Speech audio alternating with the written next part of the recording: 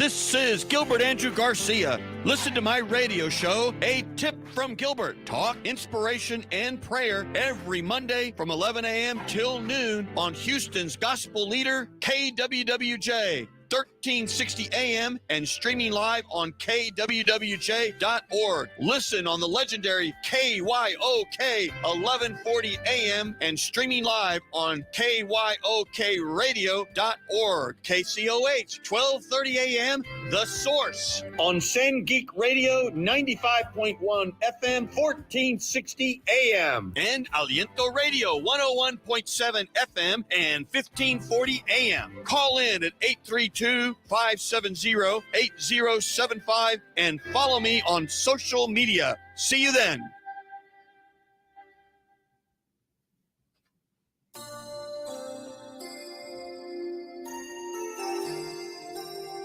All right, Houston, this is Gilbert Andrew Garcia. Talk, inspiration, and prayer. You know where we are every Monday from 11 to 12. And of course, as a reminder, we're everywhere on the dial. KWWJ, keep walking with Jesus. Of course, KYOK and KCOH, The Source, as well as Aliento Radio and San Geek Radio. You can call in. This is your station at 832-570-8075. And of course, I have this song from the movie Beaches by Bette Midler. Wind Beneath My Wings. It is one of my favorite songs, Houston. It is such a beautiful song. I don't know if it has religious connotations or best friend connotations, but whatever it is, it just hits me right there in the heart about two people being so close that one of them is the wind beneath their wings. Beautiful song. We will hear it in its entirety at the end. I have Miss Janie Barreras. She's here from San Antonio, and Janie is the president and CEO of Lift Fund. And I like their catchphrase, if that's the right word. Dream it, fund it. Janie, welcome to the show. Thank you, Gilbert. So great to be here. Thank you, studio audience. You know, there are so many people out there, and I don't know if we're, and you have the stats, I don't know if we're underrepresented or overrepresented in the Latino community and the African-American community, but we can never get funding from banks. We can never start our businesses, and yet we are incredible entrepreneurs. We're thrifty, we work hard, but somehow the banking industry just, I don't know, doesn't know we're there, all the reasons. And so tell us about what role y'all play in that whole equation. Well, Gilbert, as you know, banks are regulated, right? And so they really would want to work with our communities, but we don't fit their box. And the reason we don't fit their box is because we have not been educated in the financial world.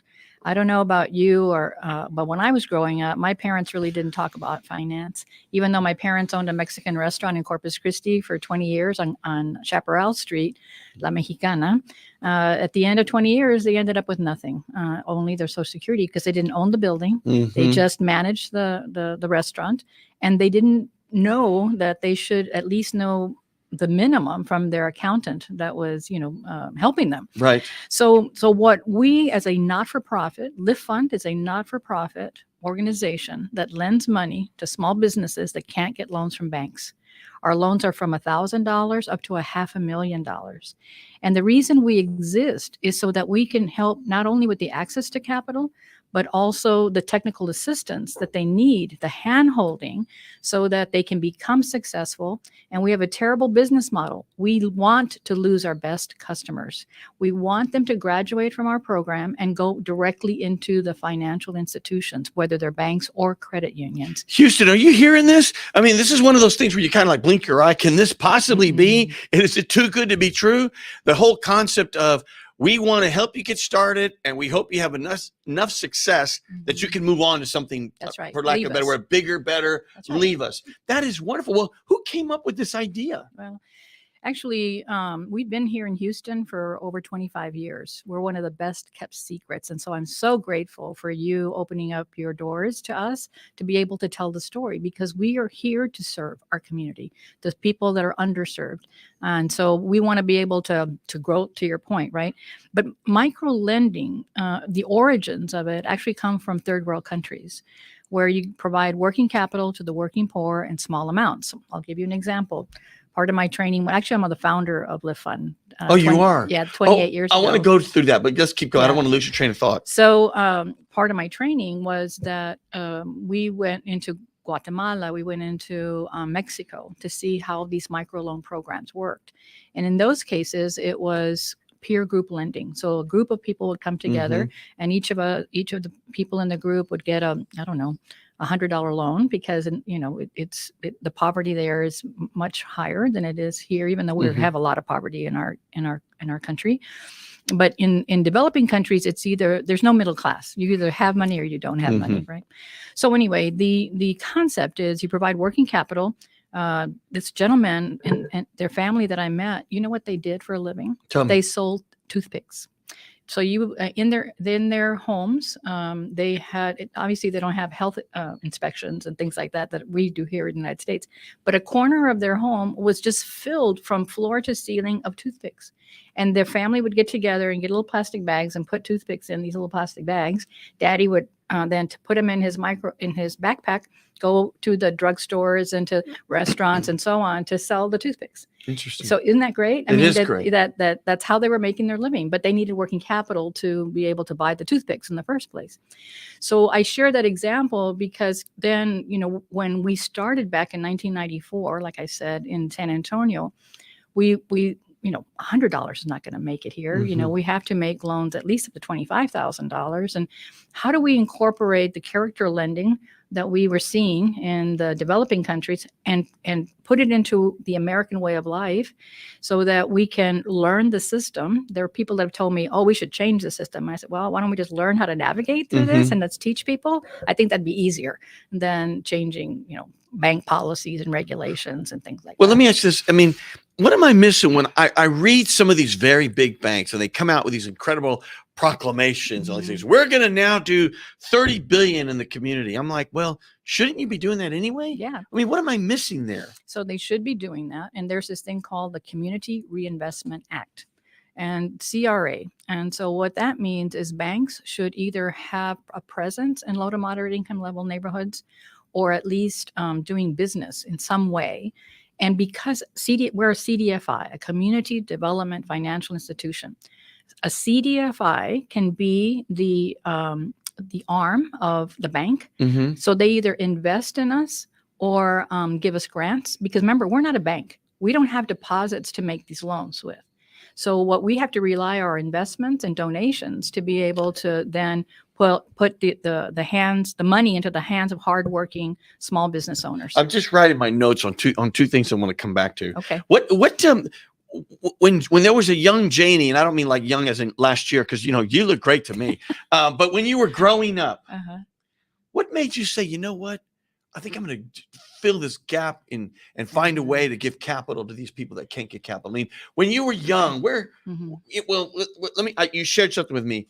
You attended your 8th grade reunion of your 8th grade class. Correct. When you were in 8th grade, what was your dream? Serving people. Yeah. That was my dream. And so as I noted that my parents had that Mexican restaurant, but I knew I didn't want to run a Mexican restaurant. Right. I could be served in some other ways. So I actually became an Incarnate Word sister for 15 years. At 18, I graduated from high school and went into the community. And after 15 years of running the Diocesan Telecommunications Department, a new person came in to take my job. And because I didn't have the business experience. And so the sister said, what do you want to do? And I said, I want to go get an MBA. So I went to San Antonio and I went to the University of the Incarnate Word and got an MBA. And then that was the first time I had lived by myself, because I lived either with my parents and then in community. And now I'm in my 30s and thought, this is kind of nice living on your own, not having to wear a habit, being able to drink a glass of wine when you wanted to, that kind of stuff. And so I chose you go through the sermon process, and I chose to stay in San Antonio. That's when this idea of a micro loan program came into being. And there was a woman named Maria Berriozabal who had just finished a 10-year term as our city council, the first Latina city councilwoman in San Antonio. And she said, Janie, you're perfect for this job. And so I went and applied. and I got a reject letter because I don't have banking experience, right? So they went back to Maria and said, hey, we still haven't found somebody. And she said to them, go interview Janie. She's the one. And so I did. And the reason I think I got the job back then, they're almost 30 years ago, is that it's the perfect combination of socialism and capitalism coming together. It's the not-for-profit world and the for-profit world. And, you know, when we were growing up, I know your children went to Catholic school as well, and that are going to Catholic school. You know, we were taught, you know, you got to feed the hungry and shelter the homeless, right? But if you don't have $1 in your pocket, how can you do that? You can't do much. No. Well, let me ask you, do you miss the sisterhood? Oh, gosh, I'm still very close to them. Yep. You know, the sisters were there at the reunion on Saturday when I was down in Corpus Christi. So it's I learned so much in terms of leadership, in terms of collaboration, in terms of, you know, don't take no for an answer. And I got that from my mother as well. I believe it. So let's find out a way to say yes. Well, let me ask you this. I mean, this isn't our topic today, but I can't help but to ask you since I have you. You know, I'm a member of the Catholic Church, and of course, my priests, they're just, you know, getting older and older and older. And there seems to be more priests that are from the Philippines and Africa. Is that becoming a problem, you know, that we just can't get enough priests, or, you know, and you don't really see much about sisters anymore somehow. Right. Am I just totally missing it? No, actually, you're right on spot because, and again, this is my own interpretation of what's happening. You know, the Catholic Church and religious groups in general, every 500 years, there's a transformation. I don't know if historians can tell you this. You know, they went from monastic world to being more out, you know, St. Francis went out and so on.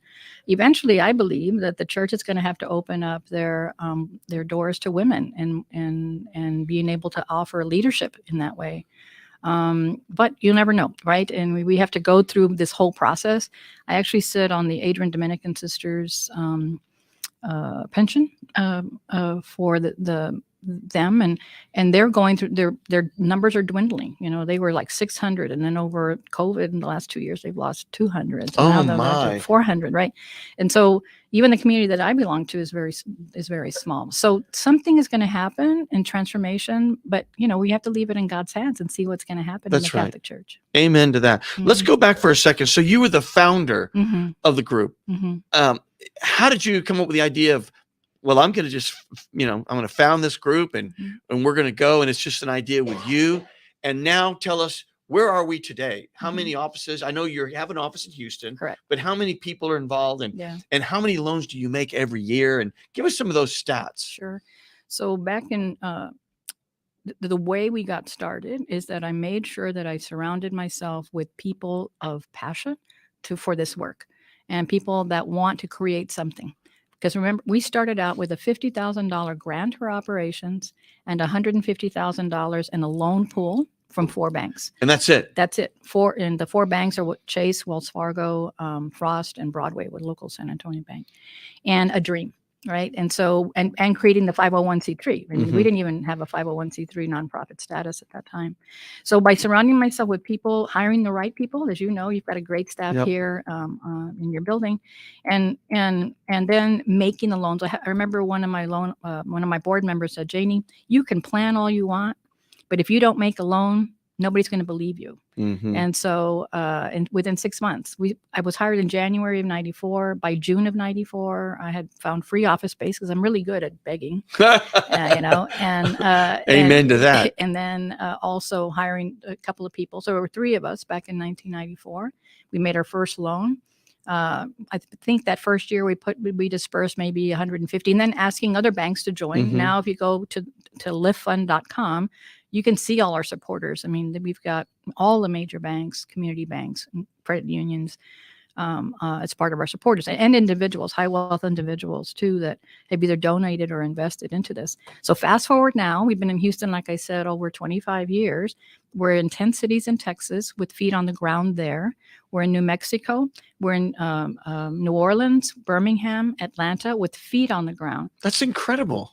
But we serve 15 states because now with technology, boundaries, there are no Right, boundaries, right. That is incredible. You know what? I'm embarrassed to say to you, I have not heard of the organization. I know. And when you brought it up to me, I said, well, you know what? People need to know about it. So before we forget, just give me the commercial. Where do people need to go if someone says out there they're listening and they say, golly, I need capital, and I hear this woman talking about it? Where would they go? What's the website, or what do they call, and what do they do, and Right. how do they sort of learn about it? So it's Lift Fund, LIFTFUND. Now, not the lift as in the As- LY. Correct. Okay. Correct. That's why I emphasize Yes, I got it. I got it now. LIFTFUND.com. Even though we're a not-for-profit, it is .com. And you can actually go on our website. It's in English and in Spanish, and see there's a place there. It says, "Are you ready?" You put in 12 pieces of information in there, and it'll pop up whether you're ready for a Lift Fund loan or not. No kidding. Yep. Just like that. Just like that. Wow. And when they put in the information, does it spit out, you're eligible for this much? Yes, you actually put in the amount you need. No kidding. Yeah. So like if you put in, I need $50,000, and then you put the other 11 pieces of information, it'll say, nope, maybe not. You're not, it'll give you from points from 0 to 1, right? Right. So maybe it's going to come up at 5. So that means you're not probably 50-50 chance Right, of getting right. that. But then you put in, you know what, I think I can get by with 10. You put in 10, and all of a sudden the needle goes up. Mm-hmm. And yes, so I'm going to apply for 10, and then we send you a full application. And well, let me ask you this. So then when they get the money, Mm-hmm.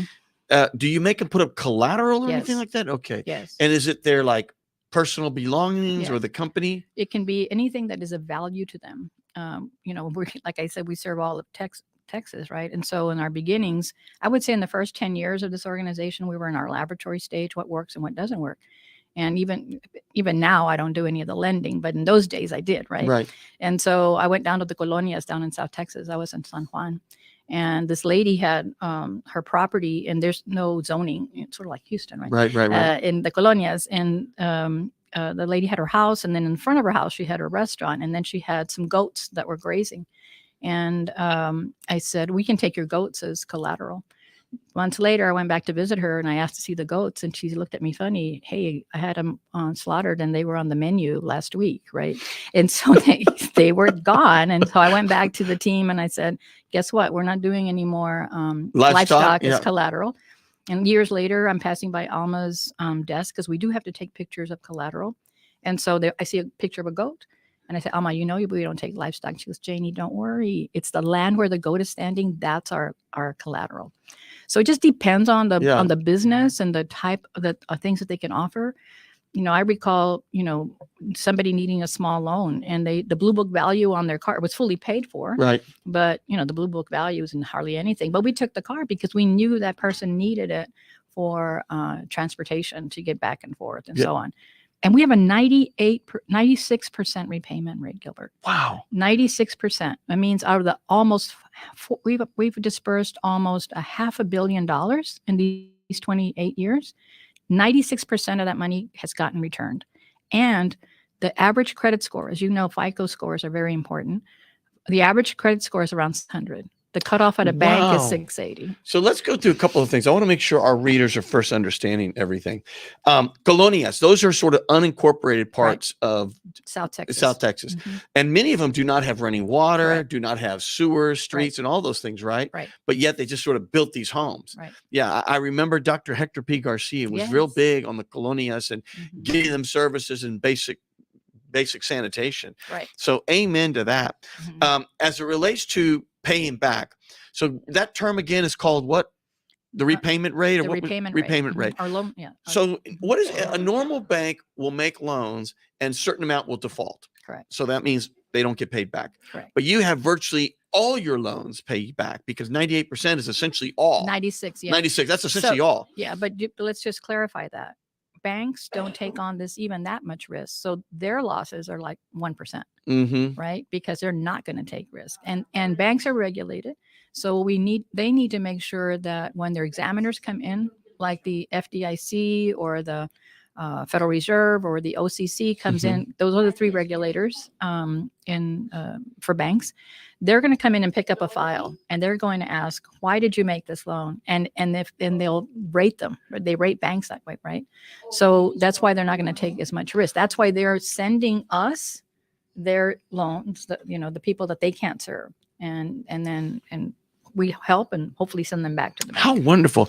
And again, as it relates to the FICO scores, again, that's the credit rating scores. There are 3 primary FICO scorers. Correct. And you don't do anything other than, as a person, you get a score because you've either taken out a credit card or something to that effect. And a perfect score is probably, I don't know, 830 or something to that effect. Yes, sir. And good scores are in the 700s and higher. And so banks, their cutoff is where? 680, and y'all will go down as low as 600. 400. You know what, ladies and gentlemen, what that means is they'll give you a chance. That's what I hear. Because you know what, sometimes people have bad luck, bad circumstance, somebody gets sick in their family or something else, and they couldn't pay something, and all of a sudden their whole credit score is low, it plummets for unforeseen reasons, and y'all will just give them a chance. Right. But that's, I might put a but in there. That's okay. Because you have to prove to us that in the last 6 months, you've tried to clean up whatever it is. For example, if you're late on your child support, that's character to us. Go fix that and then come back to us, because why are you not taking care of your responsibilities? If you're in an active bankruptcy right now, we're not going to be able to help you because you've got to clean that up first. Right. So we do have those kind of stipulations. We do have parameters. But that makes sense. Yeah. Take care of loose ends. Right. That's what I heard. Take care of loose ends. We have a Dorothy on the line. Dorothy, are you there? Let's put Dorothy through. Miss Dorothy. Miss Dorothy. Yes, it's Reverend Griffin. Miss Dorothy, this is Gilbert Garcia of Talk Inspiration and Prayer. How are you? I'm doing fine. I'll speak to you, but I wanted to speak to Reverend Griffin if he was there. Well, Reverend Griffin's not here, but I guess I'm like the 5th best thing. Speak to it. You're on the radio talking to all of Houston right now. Oh no, I don't want to do that. Well, then why don't you just say a prayer to Houston? No, I'll accept the prayer from you on the radio. I'm listening to the radio now. All right. I just wanted to talk some encouraging words to him. Yeah, I said to you too. Do you end up with discouragement, misunderstandings, and liars and all that kind of stuff, whatever. May God bless you and be with you. Amen. You know what? That's one of the nicest things I've heard. That's all I want. I'm not a talker person on the line or nothing like that. Well, you know what? I'm not either, but that's okay. You know what? I really appreciate you calling in, and thank you for listening to the show, and keep listening. All right, then. Well, thank you very much. Thank you. Thank you for calling. All right. Bye-bye. We have another caller there, don't we there, producer? We have a Kathleen. Kathleen, are you there? Catherine. I'm sorry, Catherine. Is there a Catherine on?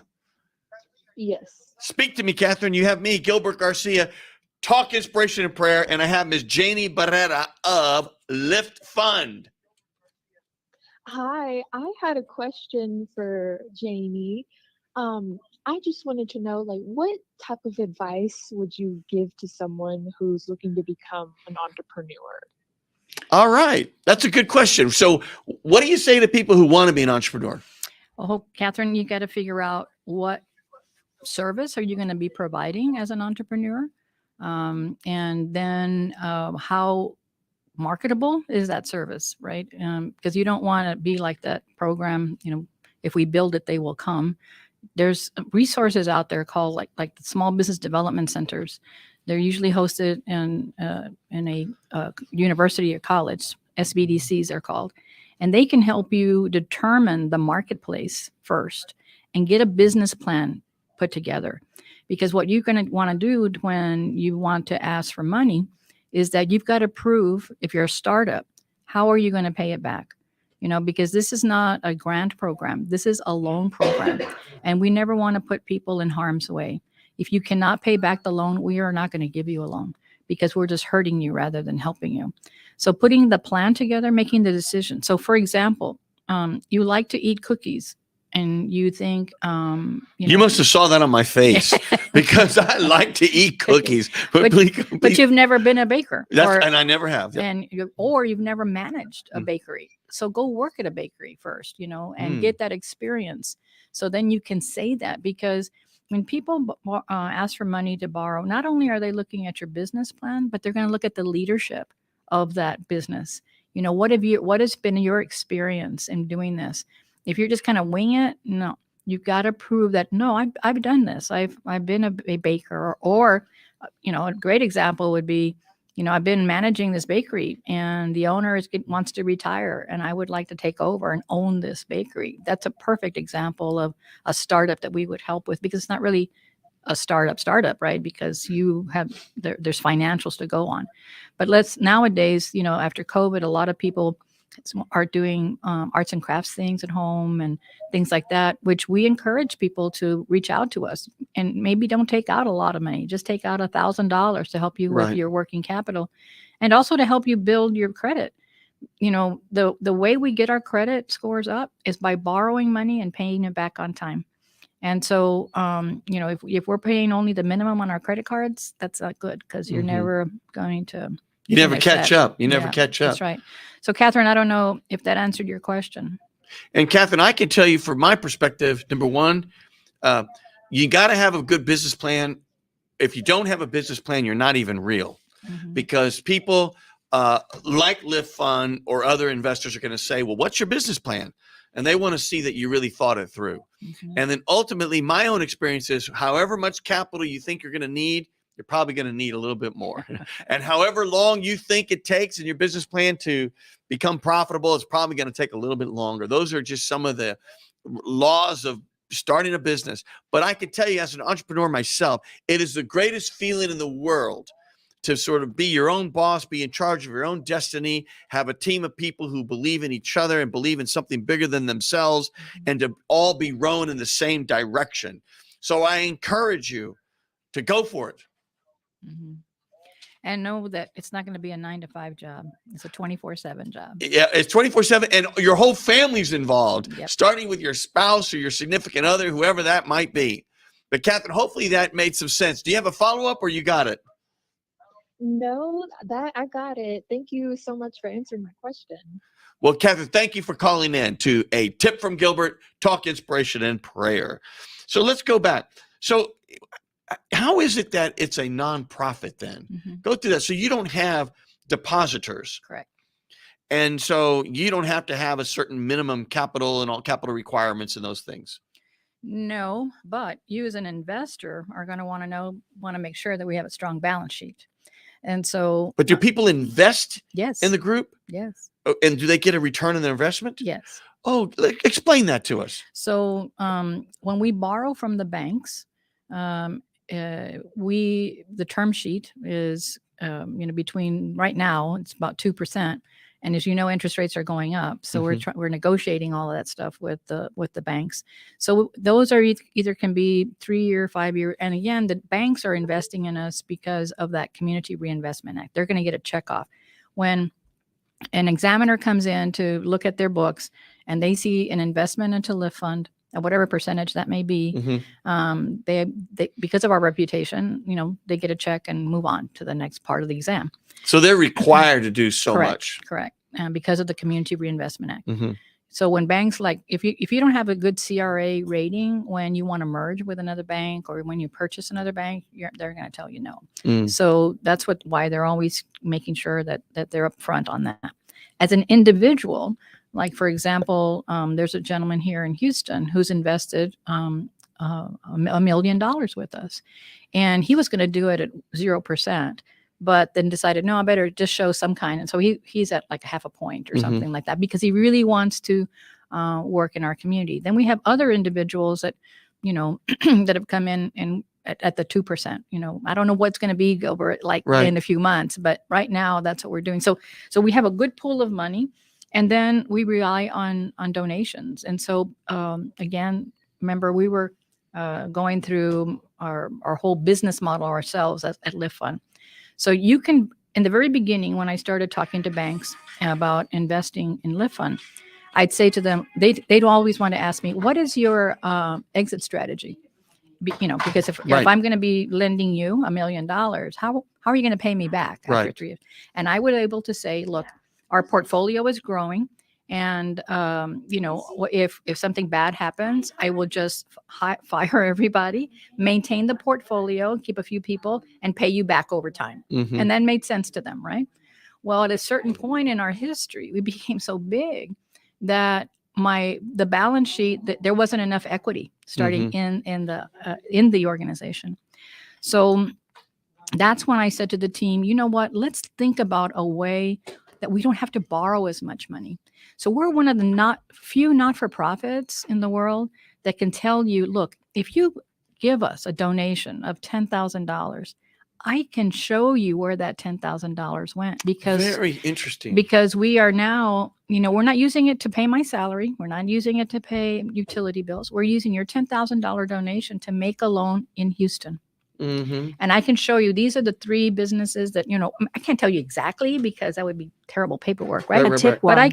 But you can go on, we can give you a list. So in 2022 in Houston, we made X amount of loans, and here are the businesses. Go visit them, go eat at the restaurants, go on that kind of stuff. Well, let me ask you this. Well, we have another caller here. Okay. Let's take this caller, but I want to come back to the whole concept of how many loans have you made? I thought you said the number $500 million in my mind. And I want to go through some of that, because that's like real money. Yeah. That's like a big number. Is there a Lindsay on the line? Miss Lindsay? Yes, there is. Yes, there is. Hi. You have me, Gilbert Garcia, Talk Inspiration and Prayer. Lindsay, what do you have for me or Miss Janie Barrera of Lift Fund? Dream it, fund it. Well, hey, Gilbert. Hey, Janie. Hi. First of all, thank you all so much for what you're doing for businesses in Houston. It's really inspirational to hear y'all. Well, thank you, Lindsay. Yeah, thank you. Now, is this my Lindsay? Yeah. Oh my goodness. Lindsay's an artist friend of mine, and she does a lot of work for me and for my wife. And the greatest work she did, she painted my elevator. And most people say, why are you painting an elevator? Well, I love fish. And when you come to my house, I have 2 big fish tank, and one's on the top story and the other's on the bottom story. And so the elevator looks like you're in the water because there's fish all over. And when you go up the shaft, it's like you're going up the aquarium. It's super cool. Well, Lindsay, tell me, I'm so glad you're here. Well, what do you think of something like this? You're kind of a small, independent, your own person, your own entrepreneur. Is this something that works for you? Do you need capital? It's something I've been thinking about, and yeah, it would definitely be something to look into. I'm also just, I wanted to ask your opinion on how can someone better reach their target audience, or how do they even know who their target audience is? And once they do, how do they reach them? Well, I go back to that small business development centers that are located here in Houston. They actually can help you with it by industry, and your code, the business code, and they're free. So I would take advantage of that. I'd also, if there's associations that you can join, Lindsay, and talk to your peers, like where are they finding their customer base? How can you, join with them in their efforts? And nowadays with social media, there's you have to be careful, because there's a lot of people out there that want to help you spread your word, but, making sure that you get some referrals before you hire anybody or work with anybody. I think the long and short of it, Lindsay, is there are resources out there. You got to do a little homework and legwork and get as much information and help and support as you can. Wow. What's it like being an artist then? I mean, how are you able to get your word out on some of your wonderful pieces? It's really been so organic. It's just been all about sharing, and then, taking classes like you're talking about, taking classes on how to talk about my work, how to get out there on video, share the photos, write about my work, and just really go for it. I mean, it's all about just doing and going and and not letting up and just sharing with as many people as possible. And it really has been surprising how far that's taken me.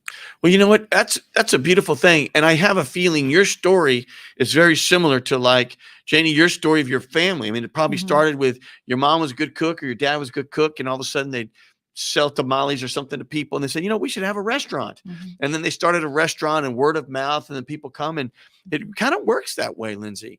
Word of mouth, getting it out. The benefit of social media can accelerate it, but there's no substitute for having a good product and working hard. Yeah, that's how Lift Fund got started, right? Because we don't have the dollars for marketing and so on. To your point, Gilbert, you didn't even know we existed. So it's been word of mouth. Even though our success is, like I said, we've helped more than 25,000 small businesses, and most of it comes from word of mouth, from having a good experience, and they'll tell their friends, and then and so on. And then we partner with different, like the chambers of commerce, making present. Our team here in Houston makes presentations all the time, even going to churches. We'd be happy to go to churches and festivals and so on, and start working that way, telling the word. I think it's wonderful. Well, Lindsay, what else do you have for us here in Houston? Just thank y'all so much for everything you're doing, and the advice given on the show today was very helpful. So thank you again. Lindsay, thank you for calling in. I hope you call in again. I will. Talk to y'all soon. Thank you, lady. We have another caller. You're popular today. So what do we have? Was it Alexandra? Is there an Alexandra on the line? A tip one. Alexandra. Yes. Speak to me, Alexandra. Well, I'm curious to ask if there is a certain business or industry that seems to be more successful, specifically now during the COVID era. I know that maybe back then it was different, but now, with times changing and social media and everything, how can people also take advantage of that platform? Well, I'm going to take a caveat to your question and first say, what's the bulk of your loans? Are they all, like, I don't know, restaurateurs? Are they all, I'm making this up, food trucks? Or are they all, laundromats? I mean, just generally, what are the bigger things? And then we'll go to her question of what's been successful. Yeah. Service industries, very few manufacturing, because it's what the bank out there considers soft businesses, that rely a lot on customer base, right? Over and over and over again. Those are the kinds of customers that we see. A lot of restaurants and food trucks. That's right. So to Lindsay's or Alex's question, what we saw during COVID was if you were not online, you got hurt.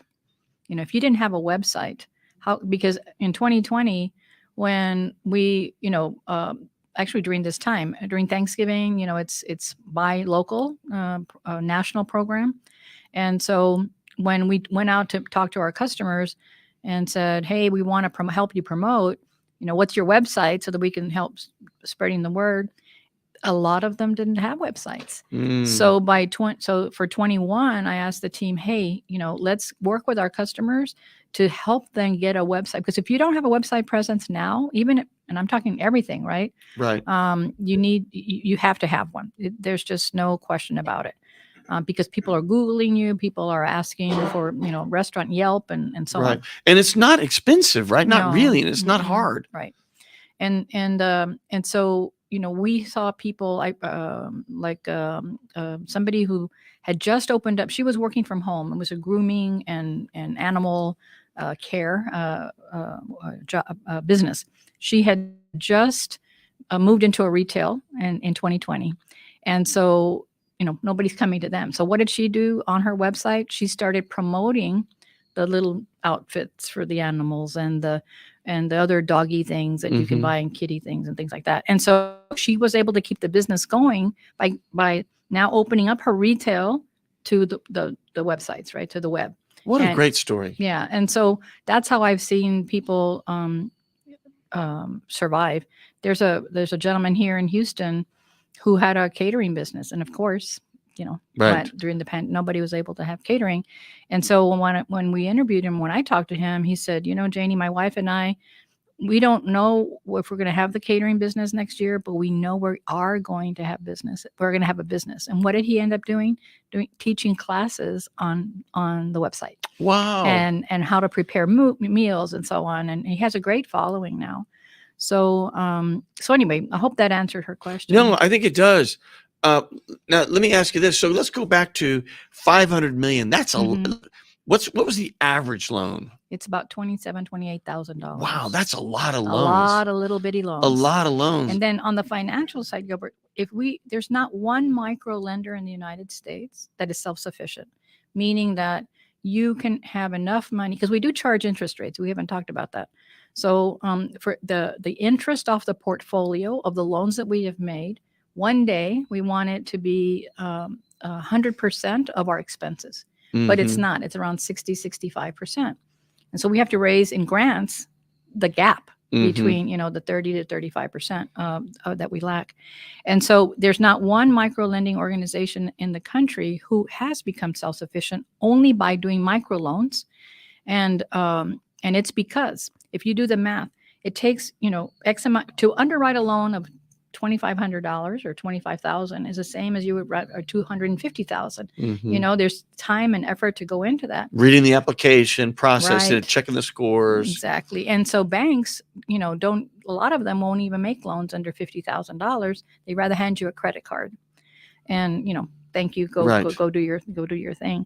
And so for us, we, having most of our portfolio, our outstanding portfolio is in the micro loan. And over the time, I asked the team, let's think about diversifying, doing other things. And so now in our portfolio, we used to only make loans under 100,000. Now we go up to $500,000 because you can get a little spread of a bigger loan. But we probably disperse around 30 million a year. Of that 30 million, maybe. In all the states combined. Correct. Okay. But most of our portfolio is here in Texas. Yeah.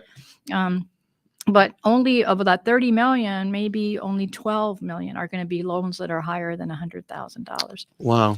And because that's the customer base that we have right now are people that they don't consider that, if a larger business may not think about Lift Fund, they're going to try to go directly to the bank and so on.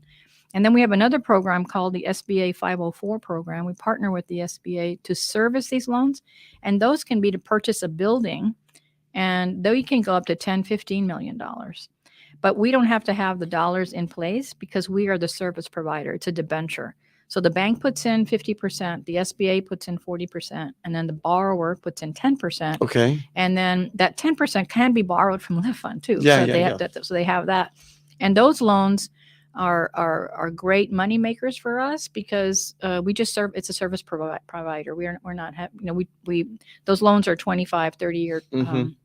Well, when you do your loans, how are you nurturing these companies, or are you there to help them, or is that just beyond your scope? It just depends. Our team here, for instance, in Houston, and now because it's virtual, we do a lot of online training. We have webinars all the time. We have a women's business center in Dallas and in San Antonio. And then we have a program here called Ascend just for contractors. So we do a lot of technical assistance online. And then there are other nonprofits in town that do a lot of technical assistance as well. That being said, though, we get a lot of calls for referrals or, asking questions, just like the people are asking here. Where can I go to do this? Or where can I go to do that? Because our teammates are really connected in our communities. And so the whole idea of, we've been asked too, well, what happens to your customers once they leave? Because remember, our best, their credit scores they graduate or, yeah. Exactly. And we just don't have the funds to follow up on people. So that's one of the things we're looking into, trying to find a grant to find out, okay, 2 years after they finish their loan with Lift Fund, where are they and how successful are they? I don't know the answer to that. What's the average term of the loan? It can be up to 4 years, but because there's no pre-penalty in paying it back, most people carry it for about a year, 18 months, and then ask for another loan because they've been doing so well. They want to increase what the need, their loan amount. And again, it's by borrowing money, paying it back on time that you can increase your credit score. So they may have 2 to 3 to 4 loans with us before they leave, and they get that 700 credit score to go to the And bank. what's the interest rate? I'm assuming some sort of market rate. It's 9%. But we work in a lot with municipalities. Like, for example, in San Antonio, the city council approved a grant to live fund of $500,000 to offer loans at 0% interest. Wow. Yeah, yeah. So so what happens is, if our loan is at 9%, they bought it down to zero. The fund is able to carry our overhead and things through that, and then the customer, and actually that portfolio really performs very well because their cash flow was able then to make them eligible for a higher amount in that loan, because they don't have to worry about paying back interest. How great. So we're hoping to talk to folks here in Houston how we could develop, and it doesn't have to be from municipalities. It could be, Mr. or Mrs. Garcia or whomever wants to make a donation to Live Fund. Because I didn't quite finish that other piece of the conversation about, instead of borrowing money, we want to have our own money to lend out. So it's called a Dream Maker Fund. So your donation into a Dream Maker Fund is not used for operations. It's only used to lend. So just think about it. If we had, over time borrowed $1 million and we're paying 3 or 4% a year on the use of those funds, now we're saving $30,000, $40,000 because we're not having to pay for the cost of capital. That makes our interest rates go down for the consumer, right? You just pass it on. Right. Oh, Savings. how wonderful. So we're working on Dream Maker Fund to be able to have our own money to lend, and then working with foundations, institutions, individuals that want to buy the interest rate down to zero, and make a better case for the person to be able to. How great. Well, what I'm hearing here is, my goodness, Houston, everyone should go to livefund.com, because not only can you sort of see, am I eligible for a loan, and go to that meter, what was that called again, where you can just see. It's, if you go onto our website, Am I Ready? Am I ready? Go to the Am I Ready meter and just go in there and sort of fill it in, and the needle says one thing or the other. But I also like what you said about these resources, these webinars and things. I really think that there's a lot there. Houston, you should go take advantage of that. We all need to take advantage of that and spread the word, because we need it in our community more than ever. So again, it is Lift Fund, LIFTFUND. There's LIFTFUND.com. Correct. And who's is there, who mans or mans, who staffs the office? Here in Houston, we have Linda Toyota, who is a great resource in our community. We also have Mitchie Clay. She's our executive vice president for this region. And then we have our loan officers that are here in place. How many loan officers do you have here? We have 3 loan officers here in Houston. And the actual location is on Westheimer Street. It's 5444 Westheimer Road. Where's that on Westheimer? It's near, good question. How far out on West? By Yorktown? So by the Galleria. It's right by the Galleria. It's a workplace. It's, the whole floor is either nonprofits or entrepreneurs, and we just rent a couple of, offices there. Oh, it's great. Like Those office suites. Yeah. I know exactly what that is. How wonderful. Well, are these loan officers like overwhelmed? Is this just like, oh my God, I got like 50 people here lined up to do loans? Not overwhelmed, but we'd like to be. How wonderful. How wonderful. They want to make sure that their customers outgrow them, and they want to be overwhelmed. You can't go wrong. That's why it's a nonprofit, because you're trying to help people. It's much more than just make money. We got to make money to stay open, but it's also about just old-fashioned helping people. Well, Linda Toyota, I know because she's around all the time. She's always involved in the community. People know her. If this was one of those things where I'd say, tell him Gilbert sent you, but it doesn't quite work like that. But do ask for Linda Toyota. And I think they have a local number. Can I read the number? Sure. That local number is it do I do the 888 number or the 816 number? The 888 number. It's 888-215-2373. That's 888-215-2373. And that's the customer care. So let me ask you, where's all this going to go 10 years from now, 20 years from now? Do you have any idea? Are you hoping that I don't know if this is a weird way to say that you'll be so successful that you won't be needed anymore? Mhm. Or are you hoping that someday you'll become your own bigger bank? Mhm. Well, I think we'll still be needed 10 years from now because of the realities of our life and the economy. There are so many of folks that are either newly immigrated or people that, just have not taken care of their FICO scores because of the education. So they're going to need a nonprofit like ours to help them navigate through the system. I bet you people don't even know what a FICO score is. Yeah, it's I mean, do people really know when? I mean, I would bet you the average person. listener doesn't really Mhm. know Right. and know the implications of if you miss one bill, Mhm. what's that going to do? Yeah. It's really horrible, but true. I mean, and it's because, it's based on character, right? That means you quote unquote, you haven't been able to pay your debt, but maybe you forgot, to pay a bill here or there. But anyway, so on a FICO score, the lower your FICO score, the more you're going to have to pay for anything. You and I have bad credit, you have good credit. We go buy the same car, same make, same model. I'm going to pay more for that credit for that car because my interest rate's going to be higher than yours. Because you're deemed a bigger risk? Correct. Is that what it is? That's correct. And that's just because of the score. That's right. And the score could have been impacted by somebody was sick in your family, you needed money for medicine, and you just missed a payment. I mean, things like that just happen in life when you're sort of, the working class, and it's just, but they have no emotion to it. You missed the payment, bam, your score goes down. Yeah, and there's a lot of articles that have been written recently about predatory lending and how people take advantage. The people need cash right now, and not necessarily business loans. These are consumer loans where people need money right now. They go and hawk their car, if you will, with the title loan, but they borrow $1,000, but they're really paying back, $1,700 or something because of the interest. That's terrible. It is. I mean, that's totally, hence the word predatory lending. You're taking advantage of people, which is clearly what y'all do not do. Correct. How wonderful. So let me ask you this, where's the next expansion coming? Do you have that? And I don't mean to put you on the spot here, but do you intend to, well, Gilbert, we want to be in 3 more states here, or we want to be in these new cities. We want to be in the Valley. We want to be in, I don't know. And what's the plan? Yeah.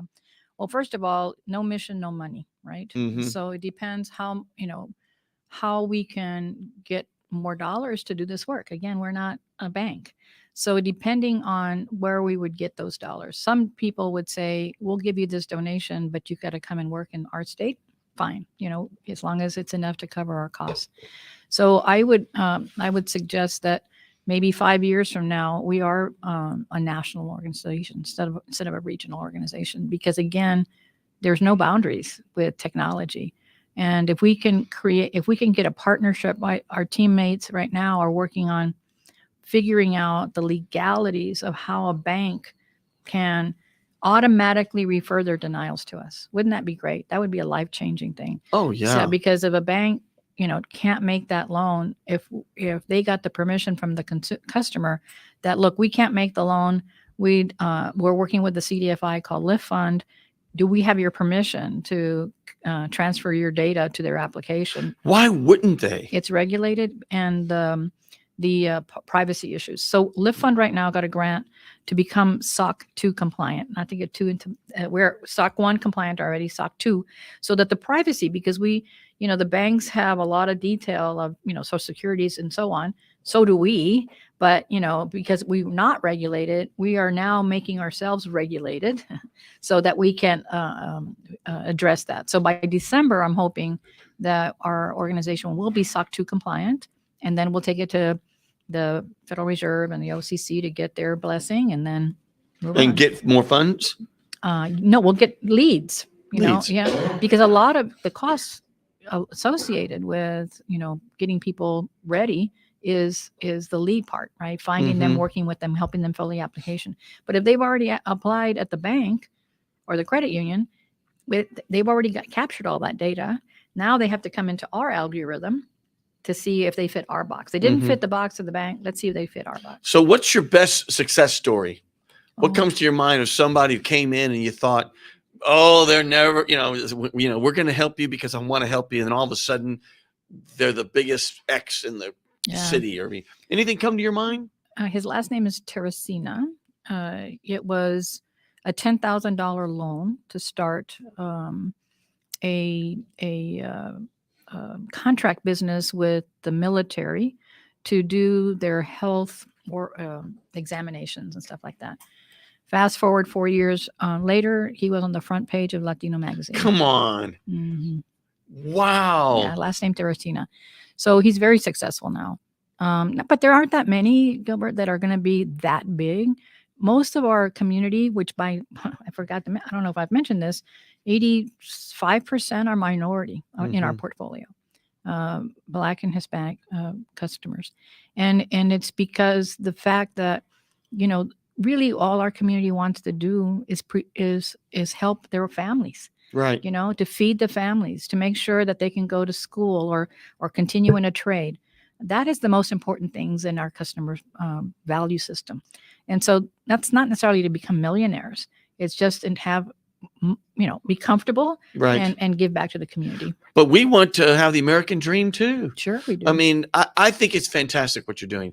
So I want to go back to something. This is like the most important thing of all. Mm-hmm. So when you went to your 8th grade reunion, did you like say, there's little Tommy and there's, Susie? I mean, or did you say like, God, who are these people? Yeah. I mean, because listen, let's face it. Facebook, I didn't look like this in 8th grade. So, I don't know if anybody would recognize me because I had hair and all this kind of stuff. But what was it like? It was great because it was kind of like nobody really asked you, now, what do you do now? Yeah. Kind of thing. They don't care what you do. They just wanted to know, how are you doing? Yeah. How's your family? Do you remember so-and-so? What a and beautiful why, thing. Yeah, why wasn't so-and-so here? We need to call them, those kinds of things. And it was just a great, being present in that moment was just wonderful.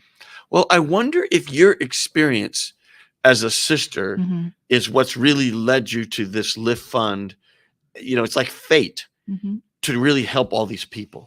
Because you have that aura about you that you want to help people, and you're driven by something more than just, than success. Your success is helping people. And I think that's probably something that was in you for a long time. Sure. I call it providence. I don't call it coincidence. Providence. Yeah. Because you know what they say, like the movie, was it Signs? There are no coincidences. That's right. I think that's right. And even like today, when you chose this song, right? Yep. Wind Beneath My Wings. I mean, what a great example of what our work is. We help each other, right? Both the borrower and the not-for-profit. And then the borrowers actually, over time, make donations to Lift Fund, so Oh my goodness. because they've been successful. You know what? It didn't dawn on me to connect the dot there that song is perfect. Yeah. About what you're trying to do. Yeah. There was an old show called Carol Burnett. Yeah. Remember Carol Burnett? Yep. And at the end of the show, she had that song, I'm so glad we had this time. Can you believe it's been an hour? No, I can't. Has it been already? Okay. Can you believe it? No. Houston, we're going to end here with the song. And I really want to thank my guest. And I really think, Houston, that everyone probably knows someone that could use a hand up, not a hand out, a hand up. And that's what Lift Fund is, whether it's the resources there on their website, whether it's the webinars they do, whether it's the capital as small as, $1,000, $2,000 just to help you get you through. And again, you build your credit, all those things that can only benefit you in the future. They're all over regionally. They've got plenty of offices all around Texas. Linda Toyota's their go-to here in town. I gave you that number. I'm going to do it again. It is 888-215-2373. I'm going to give you that website again, liftfund.com. Janie, you've been a real joy and a treat. Thank you for what you do to help people with a hand up so they can build a better life for their families. Thank you, Gilbert. So, both of us being from Corpus Christi, we're C-level people. Yeah, we believe in starting from the ground up. So that's great. C-level. Amen. I'm going to hug you right after this. So Houston, let's hear the rest of this song and we'll stay on a few minutes after social media.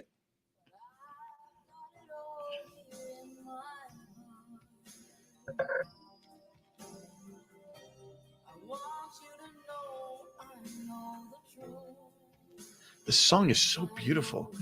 And you know, it was recorded and put out by so many artists before Bette Midler. Most people don't know that. And it was her version, and she slowed it down and made this ballad that was the smash hit.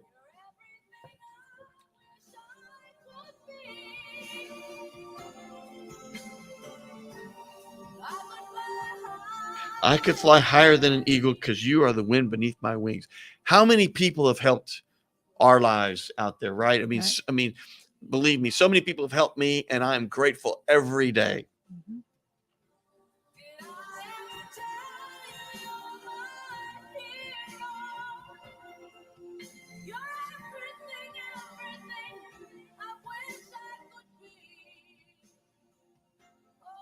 What a beautiful thing.